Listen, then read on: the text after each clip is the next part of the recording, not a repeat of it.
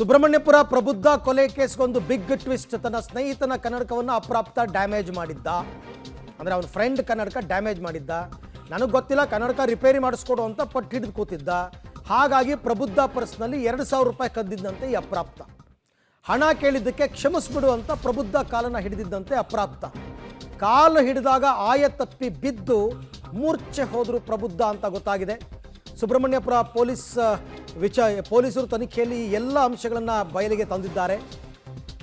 ಒಬ್ಬ ಅಪ್ರಾಪ್ತನಿಗೆ ಪ್ರಬುದ್ಧಳನ್ನು ಕೊಲ್ಲುವಂತಹ ದರ್ದೇನಿತ್ತು ಅಂತಕ್ಕಂಥದ್ದು ಪತ್ತೆ ಹಚ್ಚೋದಕ್ಕೆ ಹೋದಾಗ ಈಗ ಎಲ್ಲ ಗೊತ್ತಾಗಿದೆ. ಯಾಕೆಂದರೆ ಅಪ್ರಾಪ್ತನನ್ನು ಪೊಲೀಸರು ಅರೆಸ್ಟ್ ಮಾಡಿದ್ದಾರೆ.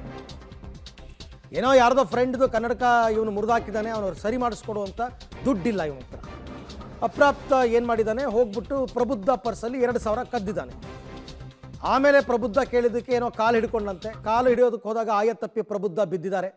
ಆ ಟೈಮ್ನಲ್ಲಿ ಇವನು ಕೊಲೆ ಮಾಡಿದ್ದಾನೆ. ಇದನ್ನೇ ಪ್ರಬುದ್ಧ ಅವ್ರ ತಾಯಿ ಹೇಳ್ತಾ ಇದ್ದಿದ್ದು. ಪ್ರಬುದ್ಧಾಳ ಕತ್ತು ಕೊಯ್ದಿದ್ದಾರೆ, ತಲೆ ಹಿಂಭಾಗಕ್ಕೆ ಏಟು ಹೊಡೆದಿದ್ದಾರೆ.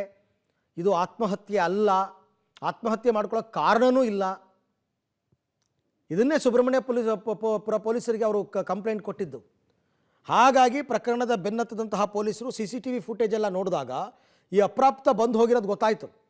ಕೊನೆಗೆ ಅವನನ್ನು ಅರೆಸ್ಟ್ ಮಾಡ್ತಾರೆ. ಅರೆಸ್ಟ್ ಮಾಡಿ ವಿಚಾರಣೆ ಮಾಡಿದಾಗ ಈಗ ಅವನು ಸತ್ಯಾಂಶವನ್ನು ಹೇಳಿದ್ದಾನೆ. ಈ ಬಗ್ಗೆ ಮತ್ತಷ್ಟು ಮಾಹಿತಿ ನನ್ನ ಕೊಲೀಗ್ ನಾಗೇಶ್ ಅವರಿಂದ ಪಡ್ಕೊಳ್ಳೋಣ. ನಾಗೇಶ್, ಕೇವಲ 2,000ಕ್ಕೆ ಅಥವಾ ಒಂದು ಕನ್ನಡಕ ರಿಪೇರಿ ಮಾಡಿಸೋದಕ್ಕೆ ಸಾವಾಯ್ತಾ ಅಂತ?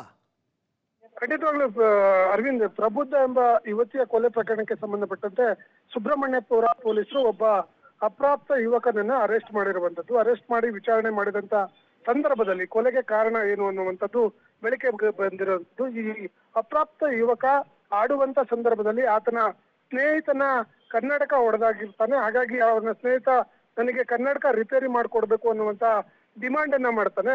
ಆ ಸಂದರ್ಭದಲ್ಲಿ ಕೊಲೆಗಾರನಾಗಿರುವಂತ ಅಪ್ರಾಪ್ತ ಯುವಕನ ಬಳಿ ಹಣ ಇರೋದಿಲ್ಲ. ಹಾಗಾಗಿ ಈ ಕೊಲೆ ಮಾಡಿದಂತ ಯುವತಿಯ ತಮ್ಮನ ಸ್ನೇಹಿತ ಆಗಿರ್ತಾನೆ. ಆಗಾಗ ಮನೆಗೂ ಕೂಡ ಹೋಗಿ ಬರ್ತಿರ್ತಾನೆ. ಅದನ್ನೇ ಬಂಡವಾಳ ಮಾಡ್ಕೊಂಡಂತ ಈ ಆರೋಪಿ ಅಲ್ಲಿ ಮನೆಗೆ ಹೋಗಿ ಆಕೆಯ ಪರ್ಸನಲ್ ಇದ್ದಂತಹ 2,000 ರೂಪಾಯಿಯನ್ನ ಕಳ್ಳತನ ಮಾಡ್ಕೊಂಡಿರ್ತಾನೆ.